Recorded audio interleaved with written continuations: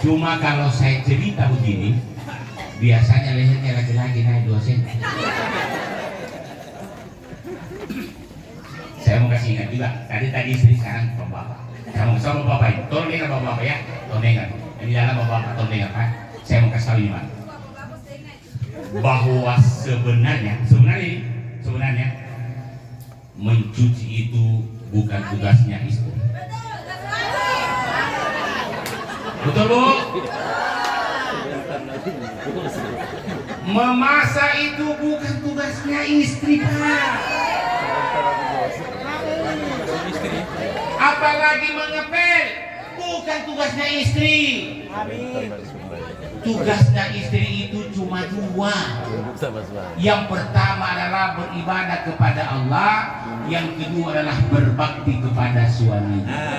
Jadi kalau suaminya suka masak, jangan bantah. Betul Pak? Kalau suaminya suruh mencuci, jangan mengomel.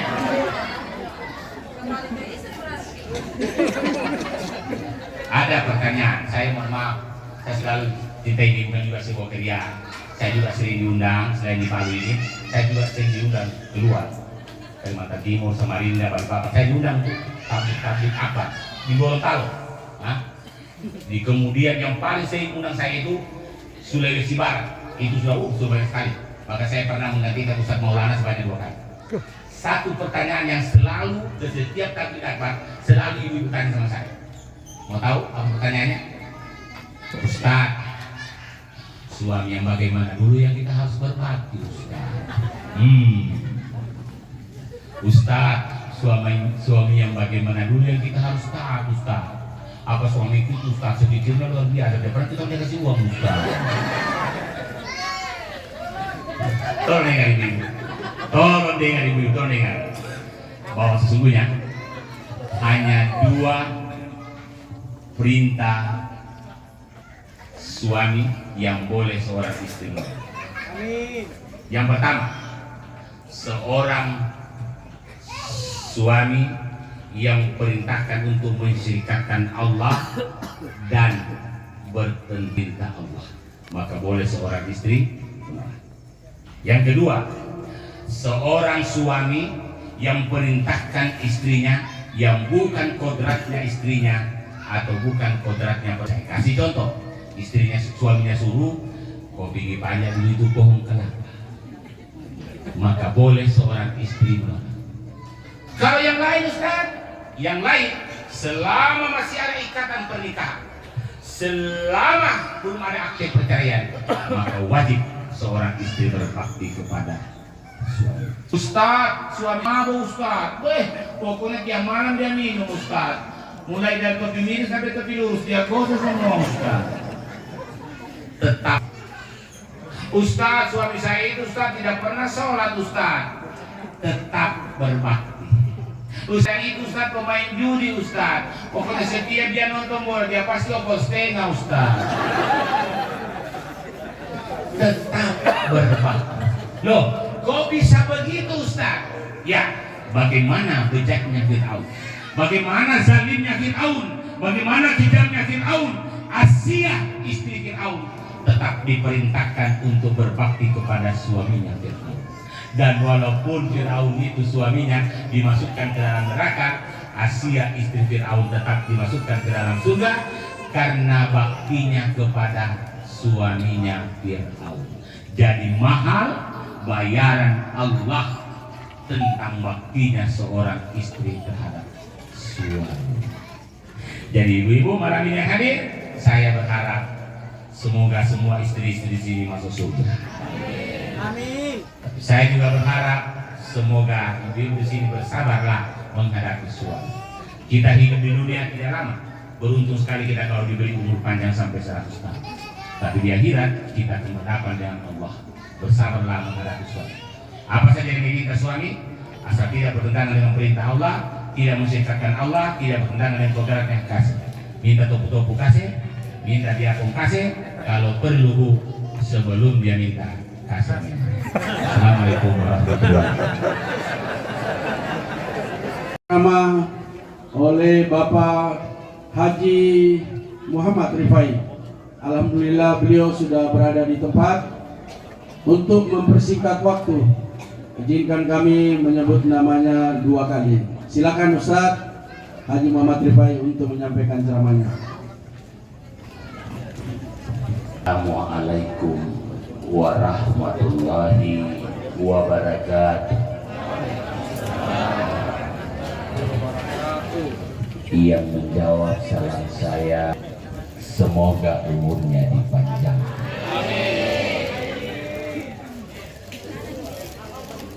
Yang menjawab salam saya, banyak betul yang bagus.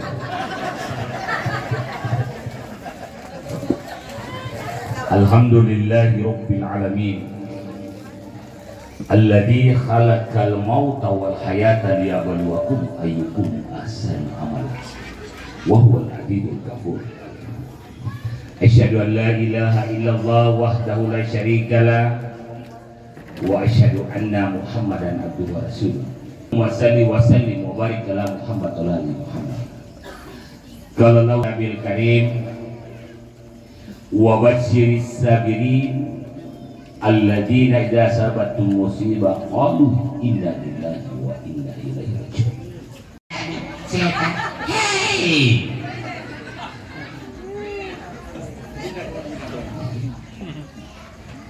Anaknya kesendakan baru pun dari sekolah, pakai sobai baik. Mama, tadi mama saya mati kada pagi. Kalau mereka sama bapak. Kan ada kata-kata yang lebih baik, lebih lembut, lebih mendidik, lebih edukatif. Kasih juga contoh. Mama, tadi mama saya mati kada pagi. Oh, baru sih dulu mama dapat 3. Karena mama belajar, mama bisa dapat 7. Kalau kau belajar, kau bisa dapat 9. Keren. Ini tidak bodoh sama deh bapak. Masih emosi, masih syukuran orang kayak dibilang akan dengan suami. Mama bikin kopi dulu nih. Bikin sendiri saya selesai. Allah Akbar.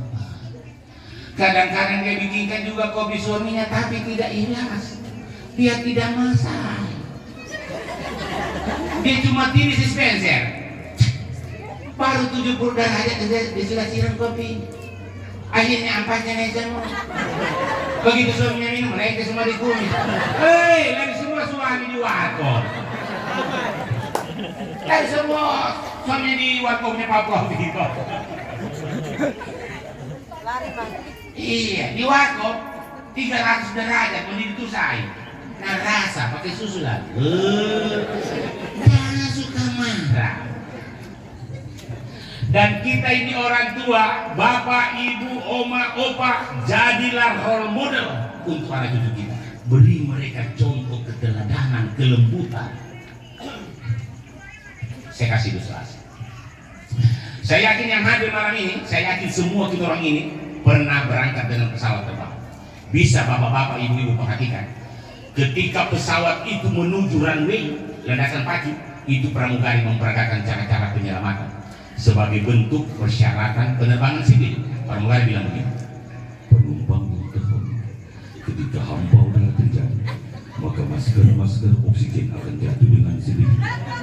Pakailah salah satu masker oksigen itu sebelum menolong anaknya. Pernah dengar? Pakailah salah satu masker oksigen itu sebelum menolong anak. Apa artinya? Tidak boleh kita tolong anak dulu. Kita dulu yang harus pakai, baru tolong anak. Dan apa yang disampaikan pramugari ini jauh sebelumnya Al-Quran telah menyampaikannya. Ya ayyuhalladzina amanu qu anfusakum wa ahlikum nara. Wahai orang-orang yang beriman, jaga dirimu, jaga dulu dirimu dan keluarga, baru keluarga dari api neraka. Artinya kita harus menjadi contoh teladan. Tidak usah berharap anak-anak kita itu mau berkata lembut, sopan, santun, sementara orang tuanya kasarnya luar biasa. Mau berharap anak kita itu mau jujur, sementara orang tuanya satu hari 17 kali bohong. Halo, di mana ini deh? Saya di jalan. Padahal baru mandi. Otele. Taber. Kasih contoh.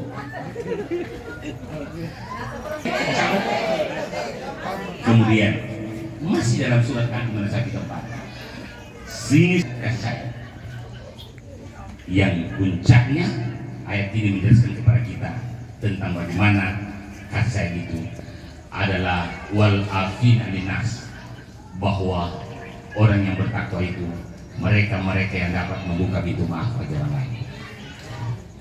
Dalam ajaran agama Islam bahwa minta maaf itu adalah baik, tetapi sesungguhnya yang diperintahkan adalah beri maaf dan tidak perlu bersyarat. Tanpa syarat ya, mohon maaf, tanpa syarat. Apa banyak kita orang ini umat Islam ketika pernah berselisih dengan orang lain, pernah bertengkar dengan orang lain, pernah berkelahi dengan orang lain, merasa dirinya sudah dia yang benar, apalagi merasa dirinya lebih tua, lebih kaya, lebih terhormat, kadang-kadang kasih maafkan dengan segala macam persyaratan. Iya, saya maafkan kawan, tapi kadang bikin 2 kali, kalau bikin 2 kali, saya dia betul. Ini bukan maaf, ini dendam. Bukalah pintu maaf karena mengharapkan keadaan kasih. Malam ini sebagai bukti bahwa kita orang semua ini orang bertakwa yang penuh kasih sayang.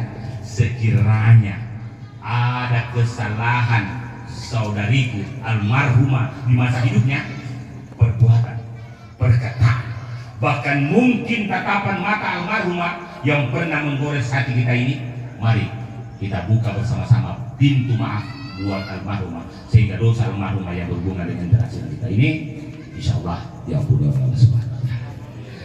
Bapak ibu-ibu yang saya hormati, dalam hubungannya, dalam menyambung silaturahim, menyambung kasih sayang dan memaafkan ini, pernah suatu ketika Rasulullah Sallallahu Alaihi Wasallam turun dari mimbar Idul Fitri, turun dari mimbar Idul Fitri, Nabi berucap, amin, amin, amin. 3 kali Nabi bilang amin. Sahabat heran dan kemudian bertanya, ya Rasulullah, apa yang membuatmu mengucapkan amin 3 kali? Kemudian Nabi Muhammad menjawab, saya mengaminkan doanya malaikat Jibril. Masya Allah, mengaminkan doanya malaikat Jibril. Yang berdoa malaikat Jibril, bosnya malaikat. Yang mengaminkan Nabi Muhammad, penghulunya Nabi. Tentulah doa ini sangat makbul. Apa doa malaikat Jibril yang diaminkan oleh Nabi Muhammad? 1, ya Allah, jangan kau terima seluruh amalannya, jangan engkau terima seluruh pahalanya ya Allah, engkau gantung seluruh amalannya bagi mereka yang tidak membukakan pintu maaf bagi saudaranya, keluarganya, kerabatnya, tetangganya, sampai mereka berbaikan kembali. Kemudian dia bilang, amin, benarkan Allah. Jadi kalau ada di sini malam ini yang masih baku musuh-musuh, tidak baku omong, berminggu-minggu, berbulan-bulan, bertahun-tahun, yang masih baku bombe, boleh jadi tetangga, boleh jadi sepupu 1 kali, boleh jadi kakak beradik, baku ipar, tidak baku ngomong, segera akhiri. Segera akhiri. Sebab Nabi bersabda, la yadkhulul jannata kafirun ya'malu. Jangan pernah kau bermimpi masuk surga kalau kamu suka gontok-gontokan, suka bertengkar, suka berkelahi, suka memutuskan hubungan silaturahim. La yadkhulul jannata kafirun ya'malu. Tidak usah kau bermimpi masuk. Biar kamu 3 kali naik haji, 6 kali umrah, kalau 1 hari 3 kali bakal lain dengan tetangga, tidak usah bermimpi masuk. Segera akhiri. Sudah cukuplah sepak bola yang pakai perpanjangan waktu. 1. Yang kedua, doa malaikat Jibril, ya Allah, jangan kau terima seluruh amalannya, pahalanya bagi mereka yang durhaka kepada kedua orang tuanya sampai orang tuanya ridha atas dirinya. Ini juga. Ini banyak sekali orang salah kaprah. Kelihatan soleha, tiap malam dia tahajud, tiap pagi dia duha, Senin Kamis dia puasa, kadang-kadang setiap tahun dia berusaha pergi umrah, tapi orang tuanya tidak pernah dia urus, orang tuanya dia sakiti, orang tuanya dia tidak ngomong. Jangankan surga, baunya surga tidak bisa terang. Hati-hati.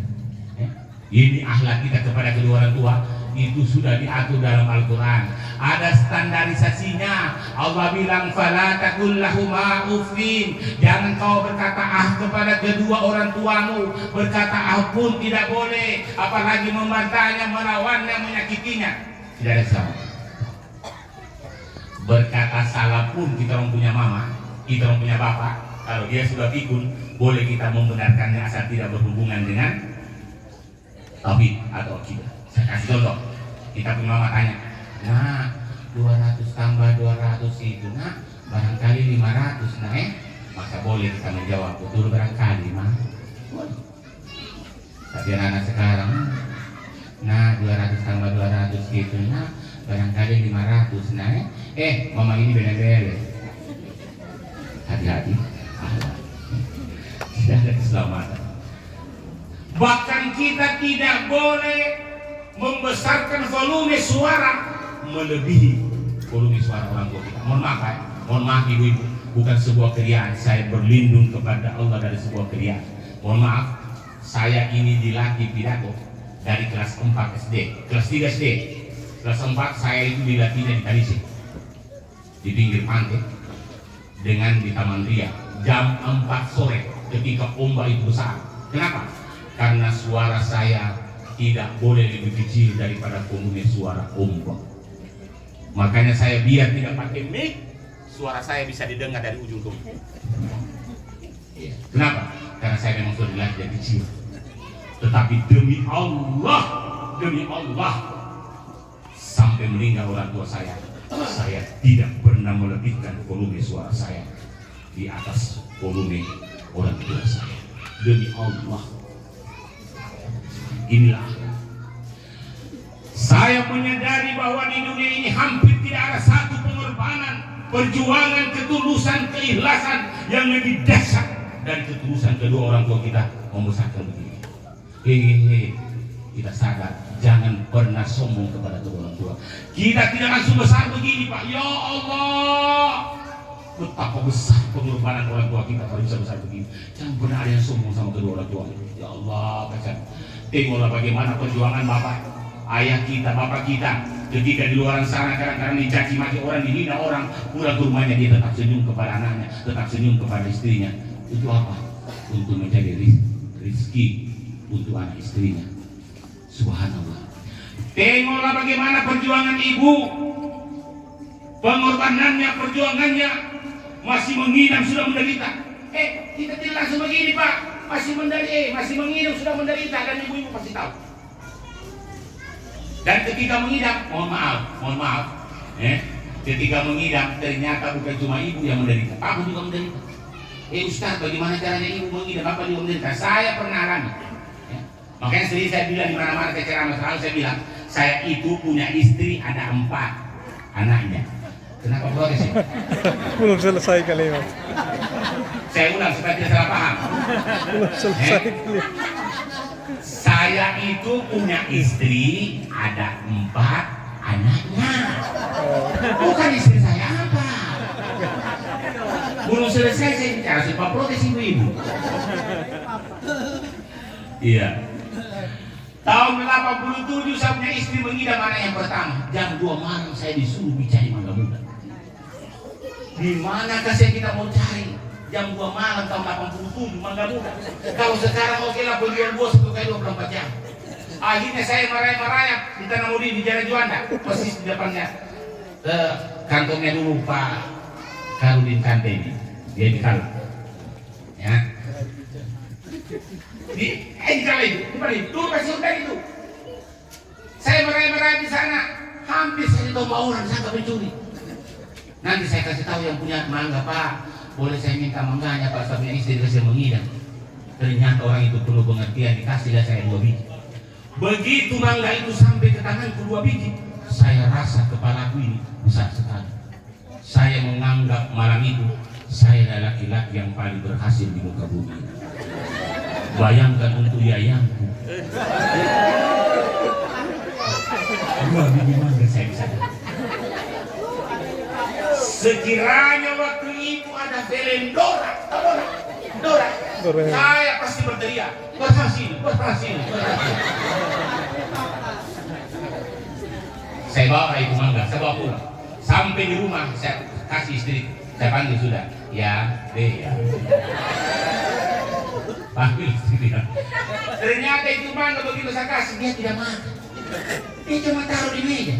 Dia kasih tau begini sama saya, so terlalu lama Papa sudah mau. Allahu Akbar. Saya sudah hampir kemauan.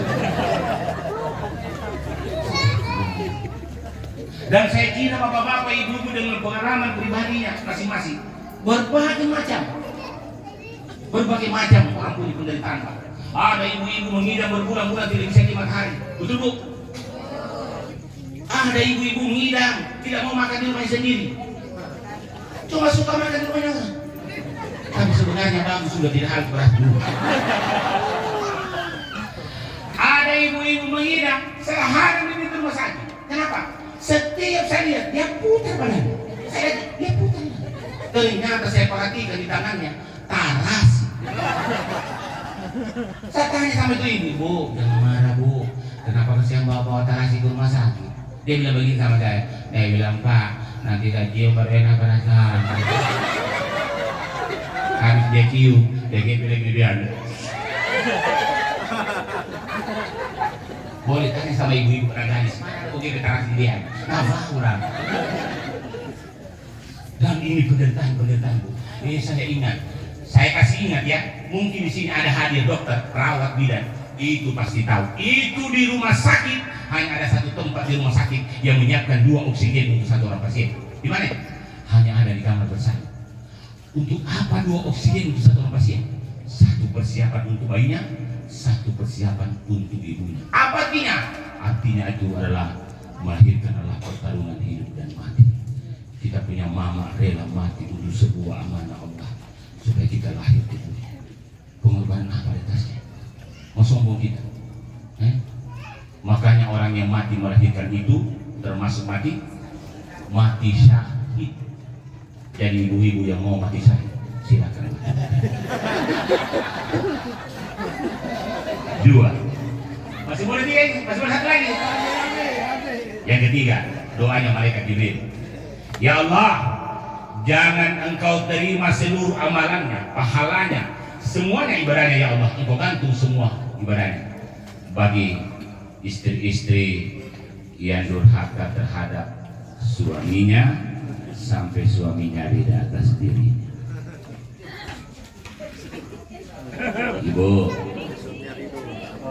Ibu,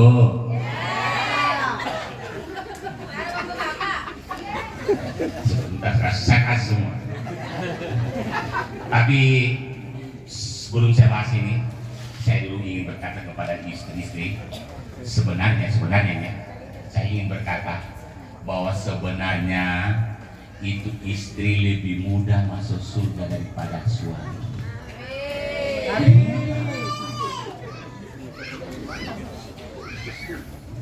Suaminya ahli ibadah, suaminya ahli sholat, suaminya ahli puasa, dia dermawan, sudah haji, hajinya mabrur, tapi dia tidak didik istri, dia tidak didik anaknya lo salah, istrinya lo salah, istrinya masuk neraka, anaknya masuk neraka. Yang pertama masuk neraka adalah suaminya.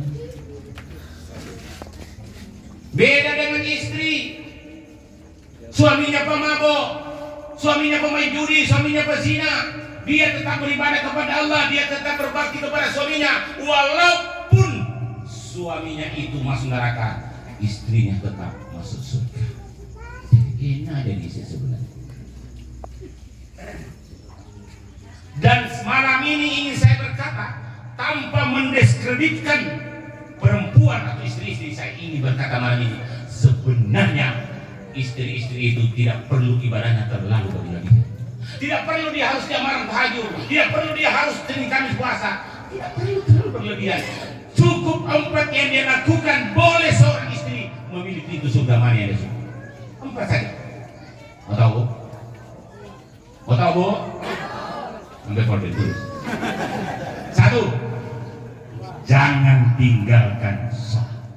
Kalau itu Ustaz, memang kau dibangkit orang itu Ustaz sebagai orang muslim. Oke?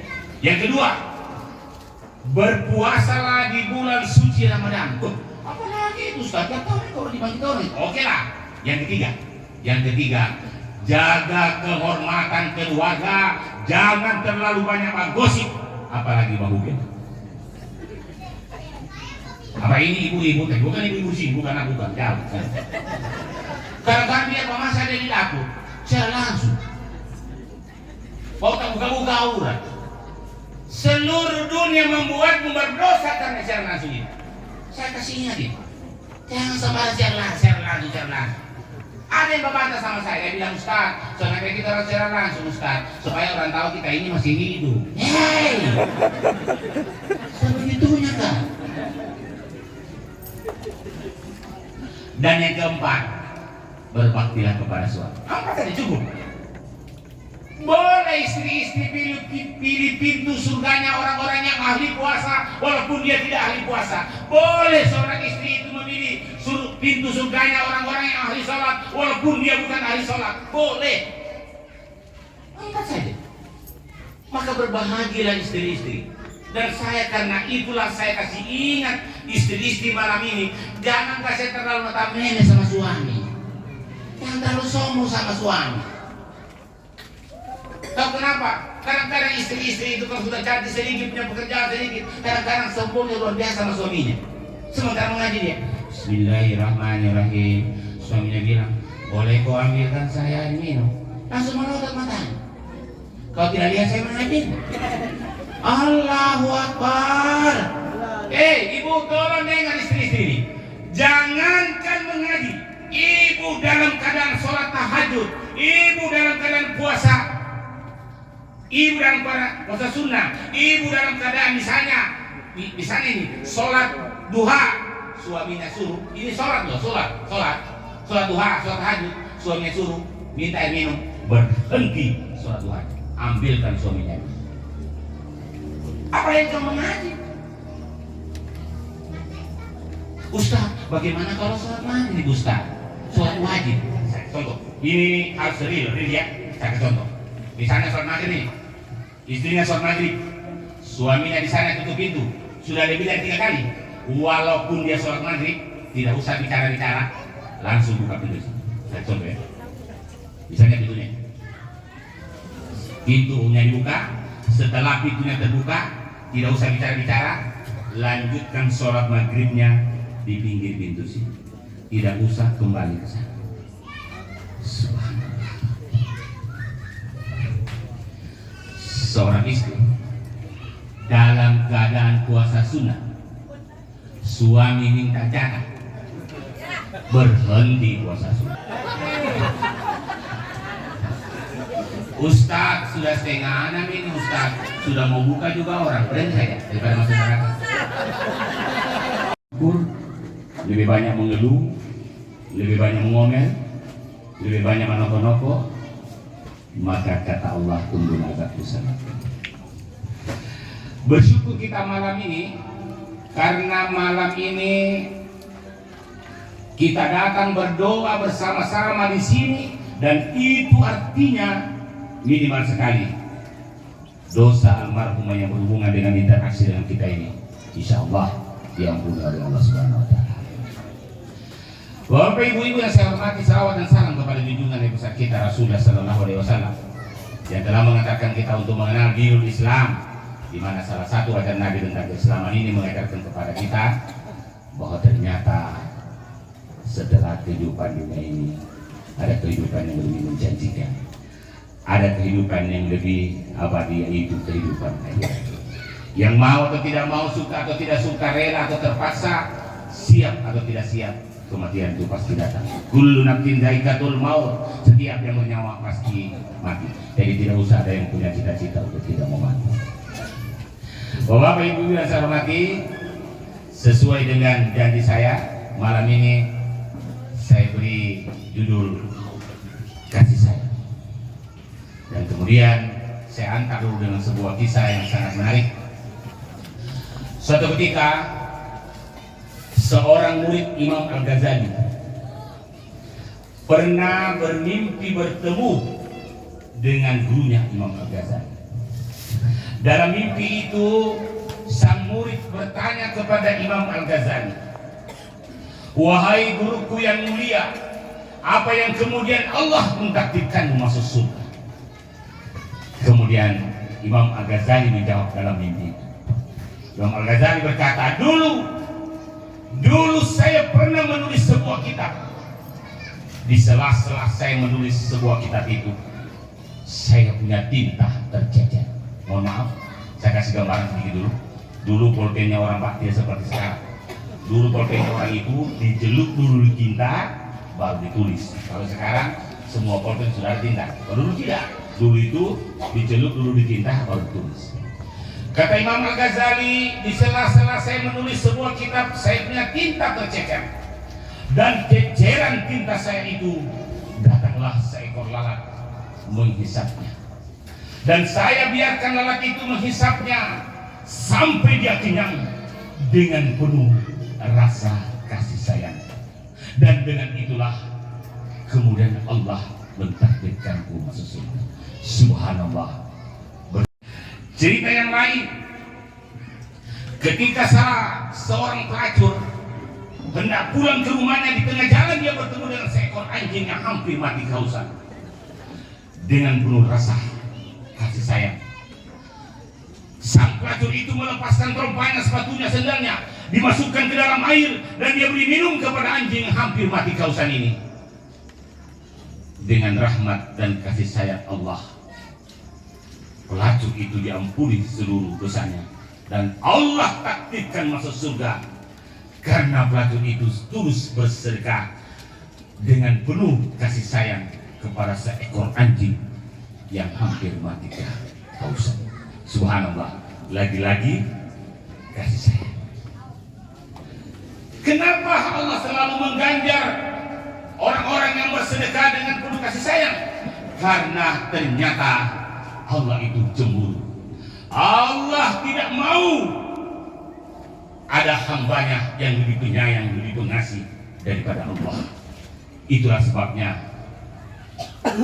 tumbuhkanlah rasa kasih sayang. Tengoklah bagaimana juga kisah Nabi Sulaiman. Nabi Sulaiman, mohon maaf saya kasih gambaran ya. Itu Nabi Sulaiman, hampir semua bahasa binatang dia tahu. Bahasa semut, bahasa gajah, semua dia tahu. Inilah salah satu mukjizat Nabi Sulaiman. Pernah satu ketika Nabi Sulaiman digigit oleh seekor semut. Mohon maaf, saya kasih gambaran ya. Itu semut bertengger di antara ini Pak, ini pelungku, tinju. Ini ada dua benjolan nih. Itu semut bertengger di antara dua ini, menggigit Nabi Sulaiman. Dengan bahasa semut kemudian Nabi Sulaiman berkata kepada semut, wahai semut, bukan di sini tempatmu. Dia ambil itu semut, dia kasih pindah, bukan di sini tempatmu semut, di sini tempat. Dia kasih pindah dengan penuh kasih sayang. Subhanallah, karena kasih sayang Nabi Sulaiman ambil. Kalau kita digigit semut, oh semuanya mati kita, jatuh di tanah, disusul semuanya. Bagaimana kita mau mendapat kasih sayang Allah? Kita tidak penyayang terhadap makhluknya. Bapak ibu-ibu yang saya hormati, itulah sebabnya 114 surah dalam Al-Quran, 113 surah itu dimulai dengan Bismillahirrahmanirrahim, dengan nama Allah yang Maha Pemurah, lagi Maha Penyayang, lagi Maha Pemurah.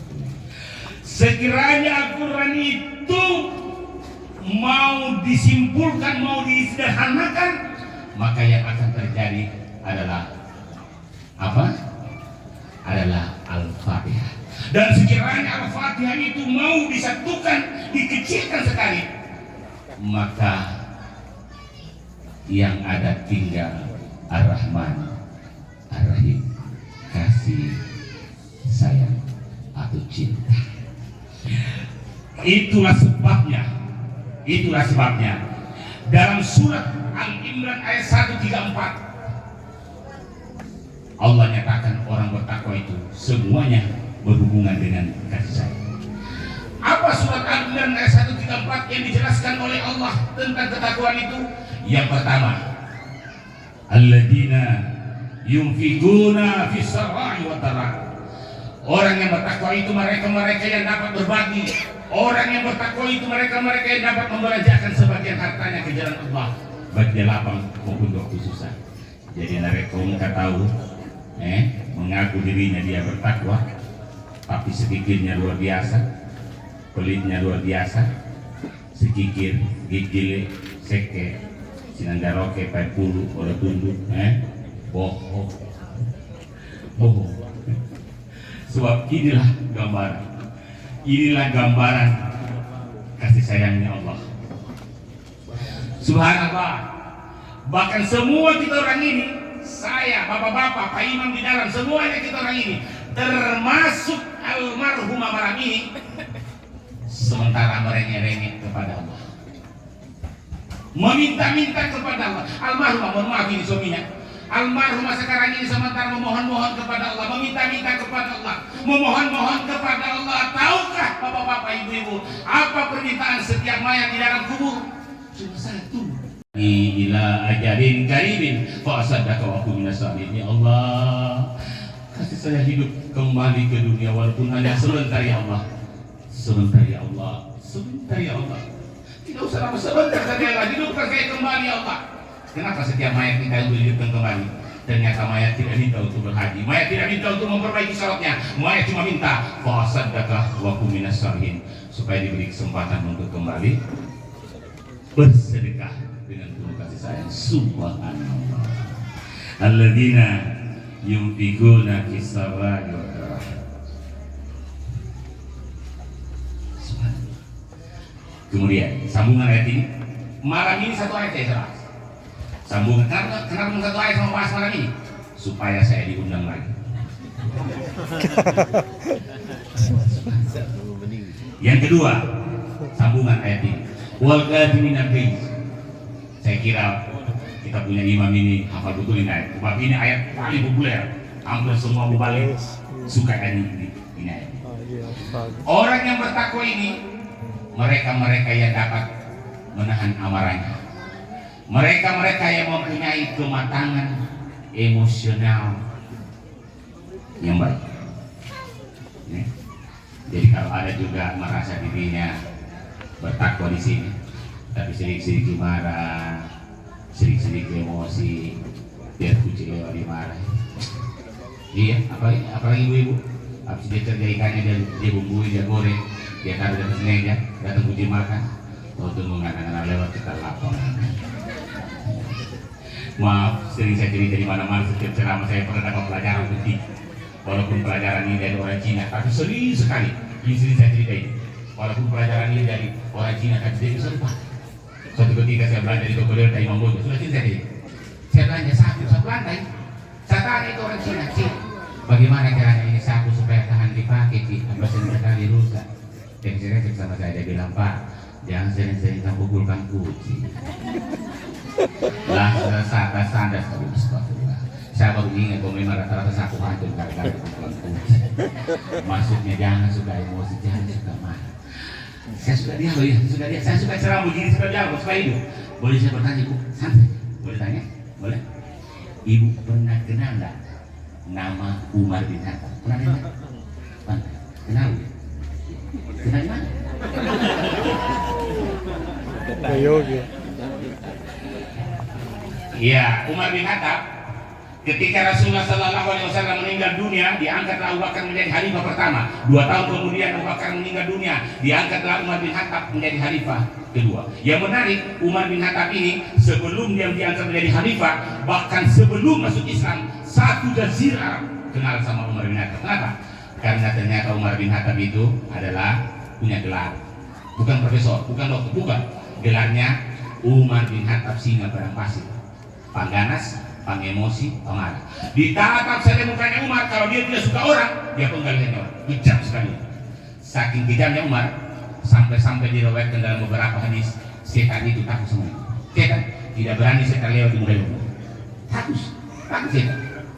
Tapi apa yang terjadi? Ketika ditempa dalam Islam, subhanallah, berubah 180 derajat. Tawadu, sabar, adil, tegas. Tawadu ya, ini Umar ini, sifat Umar ini. Sehingga pada suatu ketika Umar pimpin sidang mengadili seorang pencuri. Dia sampaikan begini kepada pencuri, Saudara, karena hari ini saudara mencuri, maka hari ini saudara saya hukum dengan hukuman. Baru dia bilang dengan hukuman, diludahi bukan sama terdakwa, persis di bawah mata. Mau maaf Pak, itu udah Pak boleh tangguhin. Kalau dulu ada yang seperti ini pasti sudah penggal leher orang. Tapi ternyata di luar dugaan. Umar cuma diam terpaku, diam Umar Pak, tidak bergerak sama sekali. Bahkan dalam riwayat itu, mohon maaf, air ludah sang pencuri itu, mohon maaf ya, itu sempat mengalir di ujung bibir Umar bin Khattab. Umar cuma diam, sahabat yang gemas. Ya Umar, kenapa cuma diam? Putuskan saja perkaranya, kalau perlu bengkar saja lehernya. Sudah jelas-jelas mencuri, ada saksi, ada bukti. Berani-beraninya ludahi seorang khalifah, seorang presiden. Karena itu, di luar dugaan, Umar cuma berkata, Nemo. Jangan. Bahkan Umar melanjutkan perkataannya, saudara-saudara, hari ini sidang saya tunda. Sahabat berdiri, ya Khalifah, kenapa cepat ditunda sidangnya? Umar bilang tidak. Hari ini saya tidak mau memutuskan perkara ini bercampur baur dengan amarah, bercampur baur dengan emosi. Subhanallah. Betapa Umar yang dulu Banggaras bisa menahan amarahnya, bisa mengendalikan amarahnya. Model-model hakim sekarang, minta maaf kalau ada hakimnya. Model-model hakim sekarang pimpin sidang diludahi mukanya sama terdakwa, kemungkinan besar kalau sidang bukan jatuh di meja, jatuh di kepalanya terdakwa. Subhanallah. Dan malam ini kebetulan banyak ibu-ibu yang hadir, maka saya ingin berkata bahwa dalam hal pembinaan emosional ini mulailah dalam kehidupan rumah tangga masing-masing. Tidak usah berharap negara ini, bangsa ini, daerah ini akan damai, penuh kasih sayang kalau di rumah tangga masing-masing sudah hancur-hancuran. Di sini kibedin terbang, di sini kisendok terbang, banyak rumahnya begini. Ya, beberapa dosen-dosen kita, orang-orang tua saya yang sungguh sangat saya muliakan dan teristimewa sekali saudara-saudara saya dari komunitas pejalan kaki, termasuk almarhum. Jadi saya dengan almarhumah ini, dengan Bapak satu komunitas. Kita ini, komunitas KPK ini, saya jelaskan sedikit, tumbuh bersama-sama dengan penuh kasih sayang. Kadang-kadang kita baku gara, habis ketawa-ketawa, baku marah lagi sedikit. Kadang-kadang kita makan, habis baku marah. Ada kue, kadang-kadang bukan dua kue, bukan dua. Yang satu makan sebelah, satu makan sebelah. Padahal kalau mau dipikir, yang di KPK ini rata-rata semuanya orang makan. Uang berada semua Pak. Iya. Tapi kita beda itu, karena tumbuh dengan kasih sayang. Dan ini menjadi topik saya malam ini adalah kasih sayang. Ya. Bahkan saya bermimpi besar saya untuk seluruh anggota KPK ini. Saya mimpi semoga Allah meridai semua kita ini berjumpa di surga nanti. Bahkan kalau boleh saya sempat juga main domino di surga bersama anggota KPK ini. Pak ini menjadi hobi. Ini hobi ini yang menjadi penyambung silaturahimnya. Ini Haji Udin, ini sudah bicara cocok. Bapak-bapak ibu-ibu yang saya hormati, meskipun berduka sebagai seorang muslim untuk bersyukur kepada Allah. La in syakartum la azidannakum wa la in kafartum inna. Alhamdulillahirabbil alamin. Wa bihi nasta'inu ala umuri dunya waddin. Wassalatu wassalamu ala asrafil anbiya'i wal mursalin. Sayyidina Muhammadin wa ala alihi wa sahbihi ajmain, amma ba'd. Walaupun masih dalam suasana duka, kami mengajak kepada jamaah sekalian untuk tetap memanjatkan puji syukur kehadirat Allah Subhanahu wa taala atas berpulangnya ke rahmatullah saudari kita, orang tua kita, kakak kita, almarhumah Ibu Ramla binti Idris.